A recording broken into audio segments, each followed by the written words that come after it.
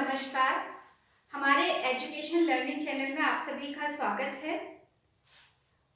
इससे पहले जो वीडियो था वो था मनोविज्ञान कि मनोविज्ञान की जो पृष्ठभूमि है वो क्या रही मनोविज्ञान की।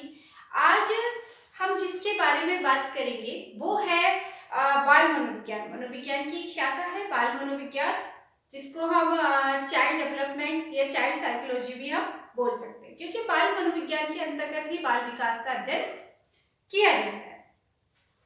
आज का जो हमारा टॉपिक है उसमें हम जो मैं आपको बताने वाली हूँ वो ये है कि जो बाल मनोविज्ञान है उसकी शुरुआत कहाँ से हुई, और जहाँ पर कंफ्यूजन होता है वो भी मैं आज क्लियर कर दूंगी। और बाल मनोविज्ञान की शुरुआत कहाँ से हुई, बाल मनोविज्ञान के अंतर्गत हम किन किन चीजों का अध्ययन करते हैं, बाल विकास क्या होता है, अभिवृद्धि क्या होती है। अभिवृद्धि और विकास के बारे में मैंने एक वीडियो पहले से मैं अपलोड कर चुकी हूँ, फिर भी हल्का सा मैं आपको इधर क्लियर कर दूंगी, ठीक है। अच्छा देखिए, जब बच्चा गर्भ में जन्म लेता है, ठीक है, जब बच्चा गर्भ में जन्म लेता है तब से लेकर के और किशोरावस्था तक, या हम ये कह सकते हैं कि प्रौढ़ावस्था की शुरुआत। अब प्रौढ़ावस्था की शुरुआत कब होती है? प्रौढ़ावस्था की शुरुआत होती है किशोरावस्था के बाद में। तो देखो, ये भी हम कह सकते हैं कि गर्भावस्था से लेकर के प्रौढ़ावस्था की शुरुआत या फिर किशोरावस्था तक की जो अवस्था होती है, ठीक है, उसमें जो परिवर्तन आते हैं और उसके अंदर जो भी परिवर्तन आते हैं, चाहे वो मानसिक परिवर्तन हो, चाहे वो शारीरिक परिवर्तन हो, चाहे वो सामवेगिक परिवर्तन हो, चाहे वो चारित्रिक परिवर्तन हो, चाहे वो नैतिक परिवर्तन हो, चाहे वो सामाजिक परिवर्तन हो, इन सभी का जो अध्ययन किया जाता है वो बाल मनोविज्ञान या बाल विकास के अंतर्गत किया जाता है। यानी कि बालक के व्यवहार का अध्ययन, बाल मनोविज्ञान, जिसके अंतर्गत बालक के व्यवहार का अध्ययन किया जाता है, ठीक है। और विकास क्या होता है? जब एक अवस्था से दूसरी अवस्था में प्रवेश लिया जाता है, यानी कि एक अवस्था से दूसरी अवस्था में प्रवेश करते वक्त जो भी परिवर्तन, जो भी चेंजेस आते हैं वो किसके अंतर्गत आते हैं, उसको क्या कहते हैं, वो कौन सी अवस्था होती है? विकास की अवस्था। अब विकास की अवस्थाओं में भी शारीरिक जो विकास होता है उसको किस नाम से जाना जाता है? ठीक है, शारीरिक विकास, जिसको हम अभिवृद्धि के नाम से जानते हैं, वो क्या होता है उसमें, और विकास में, इन दोनों में क्या डिफरेंस है, इसके बारे में भी मैं आपको बताऊंगी। इसका वीडियो मैं पहले अपलोड कर चुकी हूँ, ठीक है। तो चलते हैं हम किस पर? बाल मनोविज्ञान। अब हम बाल मनोविज्ञान की पृष्ठभूमि देखते हैं। देखो, सबसे पहले कंफ्यूजन कहाँ होता है? कंफ्यूजन यहाँ होता है कि बाल मनोविज्ञान को परिभाषित किसने किया? परिभाषित करने सबसे पहले बाल मनोविज्ञान की परिभाषा किसने दी? सबसे पहले बाल मनोविज्ञान के रूप में मनोविज्ञान को किसने परिभाषित किया? एक पॉइंट। दूसरा आता है कि बाल मनोविज्ञान के तहत सबसे ज्यादा जो वैज्ञानिक अध्ययन है वो किसने किया, और बाल मनोविज्ञान के जनक कौन है? तीनों चीजें हैं, ध्यान देना। सबसे पहले आते हैं हम बाल मनोविज्ञान को परिभाषित। देखो, यदि आता ये पूछा जाता है कि बाल मनोविज्ञान को परिभाषित किसने किया, तो बाल मनोविज्ञान को परिभाषित करने वाले थे बर्क। कौन थे? बर्क महोदय, जिन्होंने बाल मनोविज्ञान को परिभाषित किया। सबसे पहले बाल मनोविज्ञान को परिभाषित करने वाले कौन थे? बर्क। उसके बाद में हम चलते हैं बाल मनोविज्ञान के जनक की ओर। बाल मनोविज्ञान के जनक कौन थे? बाल मनोविज्ञान के जनक माने जाते हैं स्टेनले हॉल को। बाल मनोविज्ञान के जनक किसको माना जाता है? स्टेनले हॉल को। इन्होंने बालकों के व्यवहार से संबंधित प्रश्नावली का निर्माण किया। अब आप कहोगे, देखो, एक तो है प्रश्नोत्तर विधि। प्रश्नोत्तर विधि का जो निर्माण है सबसे पहले किसने किया? किसने किया प्रश्नोत्तर विधि का निर्माण?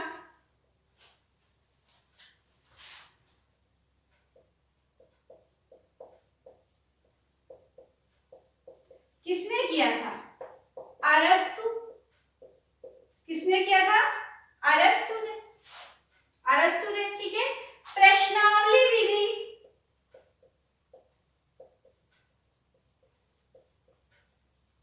प्रश्नावली विधि का निर्माण किसने किया था? वुडवर्थ ने, ठीक है। ये हमको पता है, यहां तक हमको पता है। अब बात आती है कि प्रश्न बालकों के व्यवहार से संबंधित प्रश्नावली का निर्माण। भाई बालकों के व्यवहार को जानने के लिए सबसे पहले जिन्होंने प्रश्नावली का निर्माण किया था बाल मनोविज्ञान के तहत, वो किसने किया था? Stanley hall. किसने किया था? स्टेनले हॉल ने। तो यहाँ पर थोड़ा सा कंफ्यूजन होता है। यदि प्रश्नोत्तर विधि पूछा जाता है तो अरस्तु, प्रश्नावली विधि पूछा जाता है तो वुडवर्थ, लेकिन बाल मनोविज्ञान के अंतर्गत बालक के व्यवहार से संबंधित प्रश्नावली का जो निर्माण किया, यानी कि बालक के व्यवहार को जानने के लिए प्रश्नावली का सबसे पहले जिन्होंने निर्माण किया था वो थे स्टेनले हॉल। कौन थे? Stanley hall. इसीलिए स्टेनले हॉल को बाल मनोविज्ञान का जनक माना जाता है। एक बात और मैं आपको बता दूं कि स्टेनले हॉल को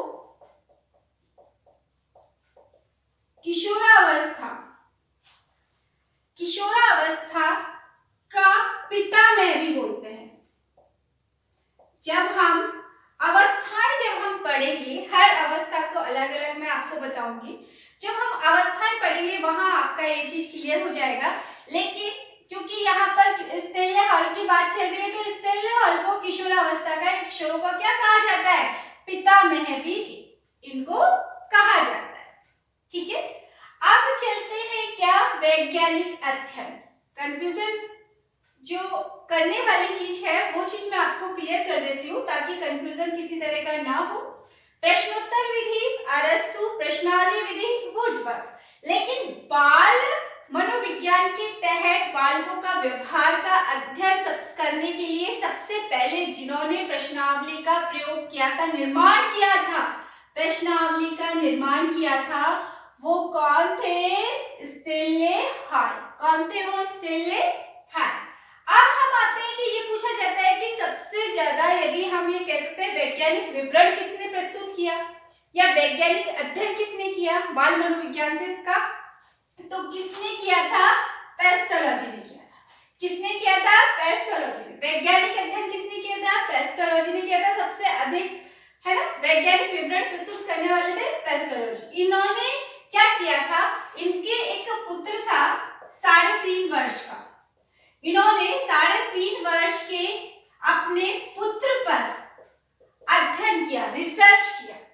अपने 3.5 वर्ष के पुत्र पर इन्होंने क्या किया? रिसर्च किया, है ना। और उन्होंने देखा कि किस तरह से उनके बच्चा, जैसे एक तो बच्चा छोटा होता है ना, तो किस तरह से, जैसे तो एक अवस्था से बच्चा जब दूसरी अवस्था में जाता है तो बच्चे के अंदर किस तरह से कौन कौन से चेंजेस आते हैं, है ना, उस चीज पर इन्होंने, अपने बेटे पर इन्होंने रिसर्च किया था और इन्होंने ये क्लियर कर दिया था कि हर अवस्था में, ठीक है, हर अवस्था में जो है बच्चे का शारीरिक और मानसिक या बच्चे का जो व्यवहार है वो एक अवस्था से दूसरी अवस्था में भिन्न हो जाता है। हर अवस्था में एक जैसा नहीं होता है ना। और ये चीज इन्होंने जिसमें लिखी थी, है ना, वो किसमें लिखी थी? इनकी एक बुक थी बेबी बायोग्राफी। इन्होंने ये रिसर्च किया अपने 3.5 साल के बच्चे के ऊपर, ठीक है, और उसके बाद में रिसर्च इन्होंने ये सारा जो विवरण है, इनकी बुक है बेबी बायोग्राफी, उसमें इन्होंने ये सब चीजों के बारे में बताया है, सारा विवरण इन्होंने प्रस्तुत किया, ठीक है। तो ये क्या है? सबसे अधिक, या हम ये कह सकते हैं कि वैज्ञानिक विवरण प्रस्तुत करने वाले, वैज्ञानिक अध्ययन करने वाले कौन थे? पेस्टोलॉजी थे, जिन्होंने 3.5 वर्ष के अपने पुत्र पर इन्होंने अध्ययन किया था और उसके बाद में इन्होंने एक बुक लिखी थी बेबी बायोग्राफी, है ना।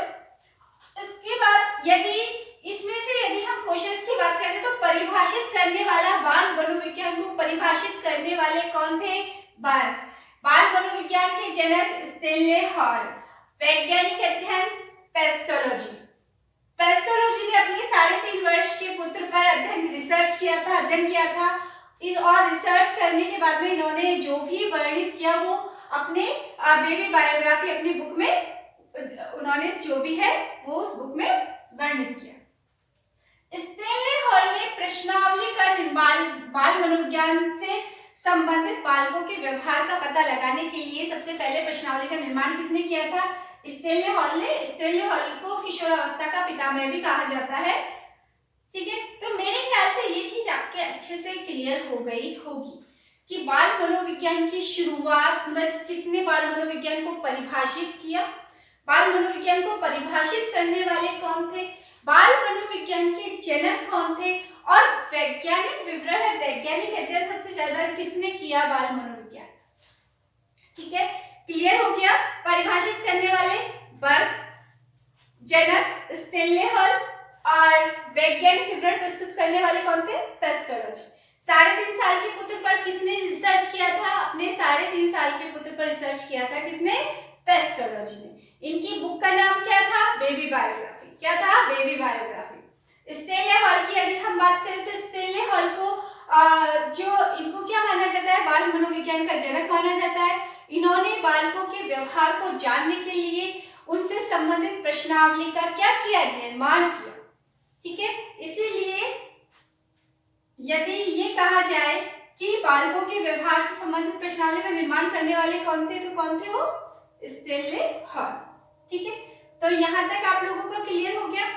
अब हम बाल मनोविज्ञान और बाल विकास, बाल मनोविज्ञान के तहत ही आता है बाल विकास। बाल विकास होता क्या है? बाल विकास के अंतर्गत हम किन किन चीजों का अध्ययन करते हैं, कौन कौन सी चीजें होती हैं? तो देखो, जैसे कि मैंने थोड़ी देर पहले आपको बताया था कि जब बालक गर्भावस्था में यानी कि माँ के गर्भ में प्रवेश करता है तब से लेकर के और किशोरावस्था तक या प्रौढ़ावस्था की शुरुआत तक जो भी बच्चे के अंदर शारीरिक, मानसिक, सामाजिक, सांवेगिक, ठीक है, नैतिक, चारित्रिक जो भी परिवर्तन होते हैं, जो भी चेंजेस आते हैं हर अवस्था में, है ना, उनमें क्या क्या चेंजेस आते हैं उनका अध्ययन हम बाल विकास के अंतर्गत करते हैं। यानी बाल विकास एक अवस्था से कितना? एक अवस्था से, जैसे कि गर्भावस्था, ठीक है, गर्भावस्था से प्रवेश किया किसमें? शैशवावस्था में। अब देखिए, गर्भावस्था से प्रवेश किया शैशवावस्था में, तो गर्भावस्था में जो परिवर्तन आया, ठीक है, गर्भावस्था में जो कहते हैं ना, चाहे शारीरिक रूप से परिवर्तन किस तरह से आता है कि कहते हैं ना, जब बच्चे शुरू में बच्चे का कैसा आकार होता है, धीरे धीरे किस तरह से बढ़ता है, सबसे पहले किसका विकास होता है, शुरुआत कैसे बच्चे का यदि विकास होता है तो सबसे पहले किसका शारीरिक विकास होता है, तो किसका होता है ना, ये सारी चीजें।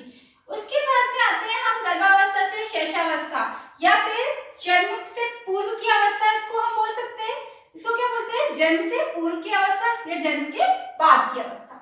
क्या हो गई? शैशवावस्था, जन्म से पूर्व की अवस्था, गर्भावस्था। ठीक है, अब गर्भावस्था से जब शैशवावस्था में परिवर्तन प्रवेश करते हैं तो क्या क्या चेंजेस आ जाते हैं शैशवावस्था में, और शैशवावस्था से जब हम किसमें? बाल्यावस्था में प्रवेश करते हैं, ठीक है, तो शैशवावस्था और बाल्यावस्था, जब शैशवावस्था से बाल्यावस्था में प्रवेश करते हैं तो क्या क्या परिवर्तन आते हैं, और बाल्यावस्था से जब हम किशोरावस्था में प्रवेश करते हैं, ठीक है, तो क्या क्या परिवर्तन आते हैं। यानी कि एक अवस्था से दूसरी अवस्था में जब प्रवेश किया जाता है तो उसके दौरान, प्रवेश करने के दौरान जो जो बालक के अंदर शारीरिक, मानसिक, सांवेगिक, ठीक है, चारित्रिक, सामाजिक परिवर्तन बालक के अंदर आते हैं, उन सबका अध्ययन जो बाल मनोविज्ञान या बाल विकास के अंतर्गत किया जाता है। क्लियर? आ गया समझ में? बाल विकास के अंतर्गत यदि हम जिन जिन अवस्थाओं की बात हम करेंगे वो होगा गर्भावस्था, शैशवावस्था, बाल्यावस्था, किशोरावस्था। इन चारों अवस्थाओं की हम बात करते हैं या इन चारों अवस्थाओं का अध्ययन हम बाल मनोविज्ञान के तहत करते हैं। तो ये चीज आपके क्लियर आ गई। लेकिन हम ये अलग अलग अवस्थाओं के बारे में जब हम अध्ययन करेंगे उससे पहले हमको ये जानना बहुत जरूरी होता है कि विकास क्या होता है, अभिवृद्धि क्या होती है। ठीक है, ये वीडियो में पहले अपलोड कर चुकी हूँ, इसके बारे में अभिवृद्धि और विकास के बारे में सब कुछ क्लियर मैं कर चुकी हूँ। लेकिन फिर भी क्योंकि हमारा ये टॉपिक चल रहा है तो मैं ओरली आपको थोड़ा सा बता देती हूँ। अभिवृद्धि, अभिवृद्धि का मतलब होता है शारीरिक वृद्धि से, जिसको हम देख सकते हैं, जिसको हम नाप सकते हैं, यानी कि जिसके भार, जिसकी लंबाई, ठीक है, जिसका मोटाई। जैसे कि आप बच्चा जब बड़ा होता है, धीरे धीरे बच्चा ग्रोथ करता है तो उसका वेट भी बढ़ता है। ठीक है, उसका वेट बढ़ता है। बच्चे के जो शरीर के जो अंग हैं वो भी ग्रोथ करते हैं। ठीक है, तो हम आराम से देख सकते हैं ना कि बच्चा जो है, बच्चा कितना ग्रोथ कर रहा है, बच्चे की लंबाई बढ़ रही है। जैसे जैसे बच्चे की एज, उम्र बढ़ती जाती है, जैसे जैसे बच्चा बड़ा होता जाता है, वैसे वैसे बच्चे के अंदर चेंजेस आते जाते हैं शारीरिक। बच्चा क्योंकि धीरे धीरे क्या होता जाता है, बड़ा होता जाता है ना। स्टार्टिंग के जो 3 साल होते हैं उसमें तो बच्चा बहुत जल्दी जल्दी ग्रोथ करता है, बहुत जल्दी जल्दी बढ़ता है।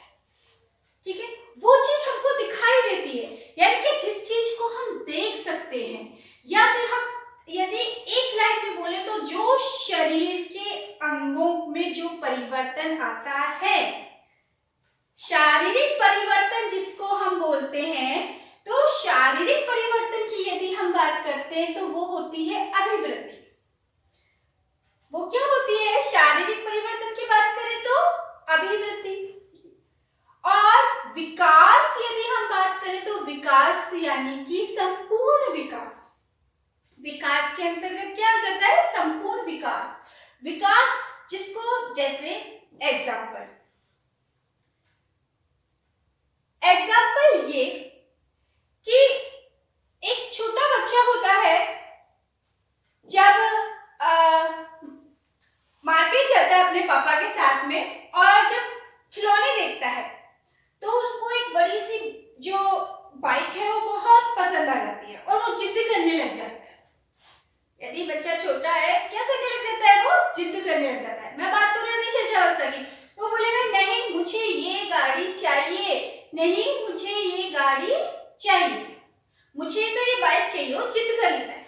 हम बाइक को छोड़ो, चॉकलेट के लिए हम लेते हैं। ठीक है, तो बच्चा उसको जिद कर लेता है। बच्चे के ये चाहे, बच्चा उस वक्त अपने पेरेंट्स की परिस्थिति को नहीं समझ पाता है। उसमें इतना नहीं होता है कि भाई मेरे पापा के पास में इतने पैसे हैं भी कि नहीं है कि वो मुझे ये खरीद के दे सके। लेकिन नहीं, वो जिद करता है कि नहीं मुझे ये चॉकलेट चाहिए या मुझे ये बाइक चाहिए। लेकिन यदि दूसरी अवस्था की, यदि हम बाल्यावस्था की बात करें तो बाल्यावस्था में बच्चा जो है समझदार हो जाता है ना, वो जिद नहीं करता है, वो समझ जाता है, जिद नहीं करता है। तो चेंजेस आए ना बच्चे के व्यवहार में, परिवर्तन आया ना बच्चे के व्यवहार में। ठीक है, तो ये चीज क्या दिखाई दे रही है? क्या आप इसको तोल सकते हो? क्या आप इसका वेट कर सकते हो? नहीं कर सकते ना। जिसको हम महसूस कर सकते, समझ सकते, देख नहीं सकते, लेकिन हम उस विकास को समझ सकते हैं, वो होता है विकास। संवेगों का विकास, मानसिक विकास, चारित्रिक विकास, जिसको हम महसूस कर सकते हैं, लेकिन जिसको हम तोल सकते हैं, जिसका हम वेट कर सकते हैं, जिसको हम प्रत्यक्ष रूप से बढ़ते हुए, विकसित होते हुए देख सकते हैं, वो क्या कहलाता है? अभिवृद्धि। क्या कहलाता है? अभिवृद्धि। तो अभिवृद्धि और विकास का यदि आपको देखना है तो पूरा एक वीडियो मैं अपलोड कर चुकी हूँ अभिवृद्धि और विकास से संबंधित। तो ये क्या है?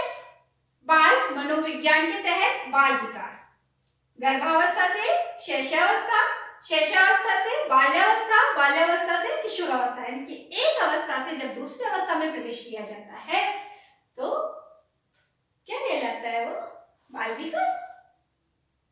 ठीक है, तो मेरे ख्याल से बाल मनोविज्ञान से संबंधित जो भी मेन चीजें हैं वो मैं आपको आपके समझ में आ गई होंगी। फिर भी कोई डाउट है या कुछ क्वेश्चंस है तो आप मुझसे क्लियर कर सकते हो। अगर आप इसके बाद में जो हम पढ़ेंगे वो पढ़ेंगे क्या? विकास की अवस्थाओं के बारे में, गर्भावस्था के बारे में, शैशवावस्था के बारे में, बाल्यावस्था के बारे में, किशोरावस्था के बारे में। गर्भावस्था में किस तरह के परिवर्तन होते हैं, कौन कौन से शुरुआत में जो कितने सप्ताह तक जो बच्चा है वो स्टार्टिंग में गर्भावस्था में जो क्या बनता है, जो अंडा हम जिसको बोलते हैं, ठीक है, वो धीरे धीरे कब आकार लेना शुरू करता है, उसका शुरुआती आकार कैसा होता है? कैसा होता है? आलपिंड की तरह होता है। ठीक है, सबसे पहले किस चीज का विकास होता है? कौन सा शरीर के अंग का सबसे पहले विकास होता है? मस्तिष्क का होता है। ये सारी चीजें हम एक एक करके पूरा क्लियर करेंगे। इसके बाद में शैशवावस्था, शैशवावस्था में कौन कौन से शारीरिक, मानसिक, सांवेगिक, ठीक है, सामाजिक, चारित्रिक, क्या क्या जो भी विकास होता है, परिवर्तन होता है, उसका अध्ययन करेंगे। उसके बाद बाल्य विकास का और किशोरावस्था का, ठीक है, बाल्यावस्था और किशोरावस्था का, तो स्टेप बाय स्टेप हम पढ़ेंगे। लेकिन मेरे ख्याल से ये चीज आपके समझ में आ गई होगी। इसमें से जो क्वेश्चंस हैं वो यही है कि बाल मनोविज्ञान को सबसे पहले परिभाषित किसने किया? बार्क ने किया। बाल मनोविज्ञान के जनक कौन है? स्टेनले हॉल, है ना। वैज्ञानिक अध्ययन किसने प्रस्तुत किया था? पेस्टोलॉजी ने किया था। किसने अपने खुद के पुत्र पर या अपने खुद के बच्चे पर रिसर्च किया था? पेस्टोलॉजी ने किया था। इसके बाद में इन्होंने इनकी बुक लिखी थी, कौन सी? Baby biography. स्टेनले हॉल ने व्यवहार संबंधी बालकों का व्यवहार जानने के लिए प्रश्नावली का निर्माण किया, है ना।